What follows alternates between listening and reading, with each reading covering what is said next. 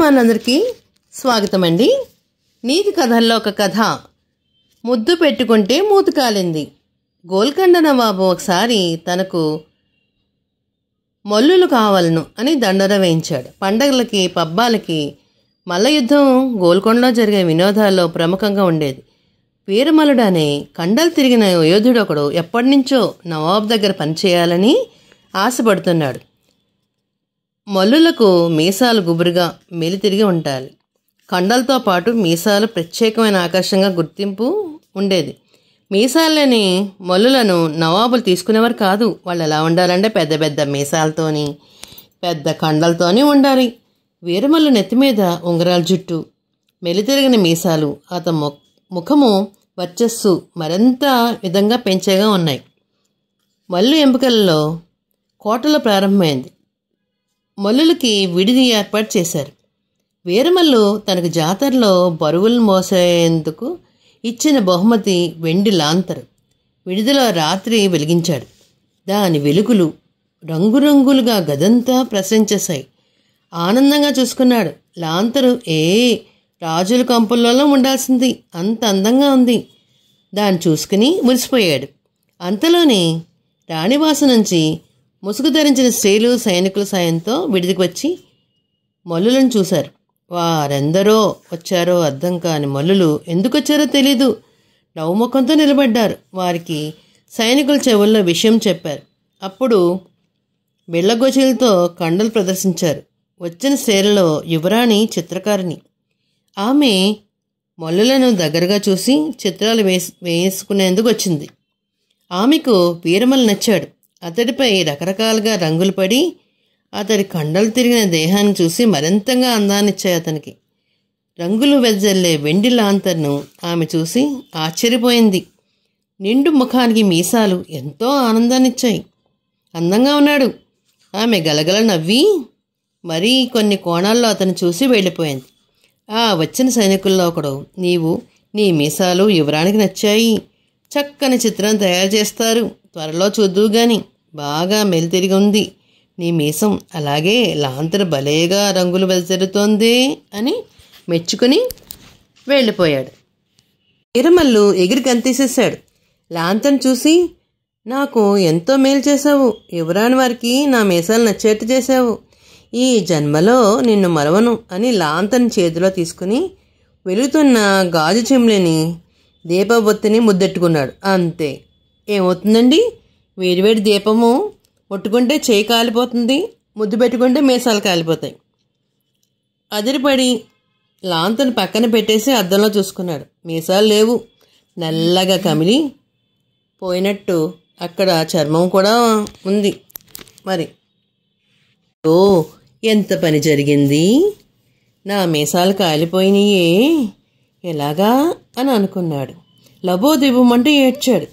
ఆ మర్నాడు యువరాణి వారు చేసిన వీరమల్ల చిత్రం చూసి నవాబు వెంటనే ఎలాంటి పరీక్షలు లేకుండానే తీసుకున్నాడు. సభలోకి రమ్మని కబురొచ్చింది. కళ్ళ కింద నుంచి గుడ్డ చుట్టేసుకుని వచ్చాడు. అంతా అదేమిటి అలా చుట్టుకున్నాడు అని అందరూ సభలో వాళ్ళందరూ కూడా మూతులు కొరుక్కున్నారు. ఏమయ్యా, నువ్వు కత్తి మొనలా నీ మీసం పెంచావని యువరాణి వారు మెచ్చి రాత్రి నీ చిత్రాన్ని వేసి నాకు పంపారు. నీ మీసాల కారణంగా నీకు ఉద్యోగంలో తీసుకున్నాం. మరి మీసాలు దాస్తున్నావేమిటి అని అడిగాడు నవాబు. క్షమించండి, రాత్రి చిత్రం గీయడానికి నా శరీరము అన్ని విధాలా బాగుందని తెలిసి నా గర్వం వచ్చి నాపై నాయనే రంగులు వెదజల్లే నా వెండి లాంతర్ని నా దీపం కదా అనుకుని ముద్దు పెట్టుకున్నాను.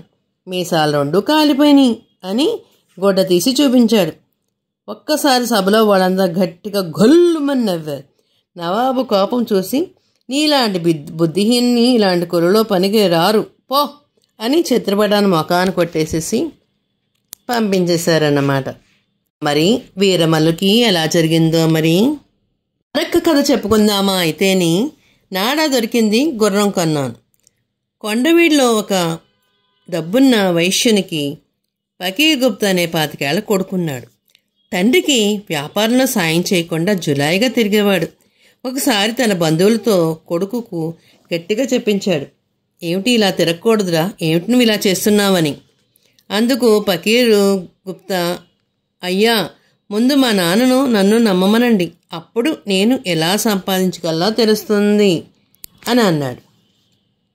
నాకు ఈయనెప్పుడు రూపాయి ఇచ్చి 100 రూపాయలు తయారు చేయమంటే ఎలాగా? అయినా ఈరోజు ఉదయం ఇంటి నుంచి ₹1 కూడా లేకుండా వెళ్ళి 100 రూపాయలతో వస్తాను, నా వెనుక మీరు రండి అని వారితో అన్నాడు. ఇదేదో బాగుంది, పదరా అని బయలుదేరాడు. ఫకీర్ గుప్తా అంగడిలో నడుస్తుండగా ఒక గుర్రం నాడ దొరికింది. దాన్ని పరీక్షించి జేబులో వేసుకున్నాడు. అక్కడ గుర్రాన్ని అమ్మడానికి పెట్టాడు ఒక రైతు. ఎంతకిస్తావు? భలేగా ఉంది, మనం కథల్లో వినే పంచకళ్యాణ్లా ఉంది, ధర ఎలా ఉంది అని గుర్రము వెన్నిమిరాడు. నువ్వు వెటకారంగా అడుగుతున్నావు, ఇదేం పంచకళ్యాణి కాదు, ముసలిదైపోయింది, ఏదో 10 వరహాలు వస్తే చాలు అన్నట్టుంది. ఉదయం నుంచి ఒక్కరూ దీన్ని నుంచి అడగలేదు, ఎలా అమ్ముకోవాలో తెలియట్లేదు అని దిగులుగా చెప్పాడు వాడు. నన్ను నమ్ము, నేను చెప్పింది చెయ్యి, ఇదిగో నాడా, దీన్ని నా పూర్వీకుల నుంచి నమ్ముతూ వస్తున్నారు.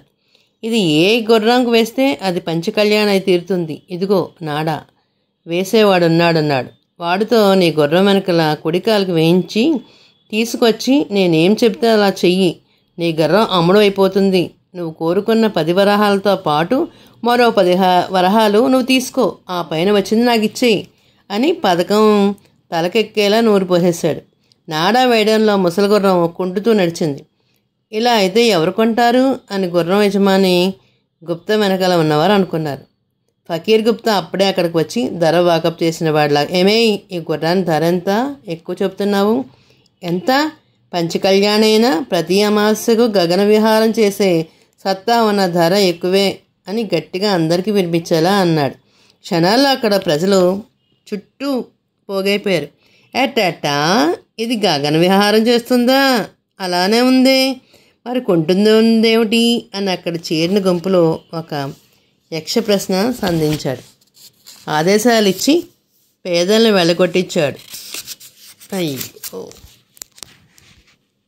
ఫకీర్ గుప్తా గట్టిగా అనకయ్యా, వాళ్ళు ధర పెంచేస్తాడు. ఈ మధ్య ఈ గుర్రము రంభలా నాట్యం చేసి స్వర్గాన్ని తీసుకుపోయిందంట, అక్కడ కాలు పెరిగిందంట. అవన్నీ నేను తెలుసుకున్నాను, అందుకే కొనాలని ఉబలాట పడుతున్నాను. ఇక్కడ అందరి ముందు నువ్వు పేలితే ఇంకేమైనా ఉందా, కనుక మౌనంగా ఉండవయ్యా అని గుసగుసగా చెప్పాడు. ఆ మాటలకు అక్కడ వారిలో గుర్రం కొనాలని ఉబలాటం ఎక్కువైపోయింది అందరికీ. 150 వరహాలకు ఈ ఊరి వర్తకుడు కొనేసుకున్నాడు. ఫకీర్ గుప్తా గుర్రం అమ్మిన వాడికి 50 ఇచ్చి తను 100 వరహాలు తీసుకున్నాడు. అతడి పక్కనే ఉన్న బంధువులు అవాక్కైపోయారు. కేవలం మాటలుగాటితోనే దారిలో నాడా దొరికితేనే గుర్రం కొందామా అంటే ఏమో అనుకున్నాం, 100 వరహాలు సంపాదించుకున్నాడు, మరి వీడి తండ్రి ఏమిటి, పనికి రానివాడు అంటున్నారు అని అందరూ కూడా నోరు ఎల్లబెట్టి అనుకున్నారు. తండ్రికి ఏమి తెలీదా ఏంటి, ఇంత తెలివైన వాడిని పట్టుకుని ఇలా అంటున్నారు అనుకున్నారు. అలా నోళ్ళు వెళ్ళబట్టేయకండి, గుర్రాన్ని కొన్నవాడు గగన విహారంకు పోవాలి అని అమావాస్య కోసం ఎదురు చూస్తాడు.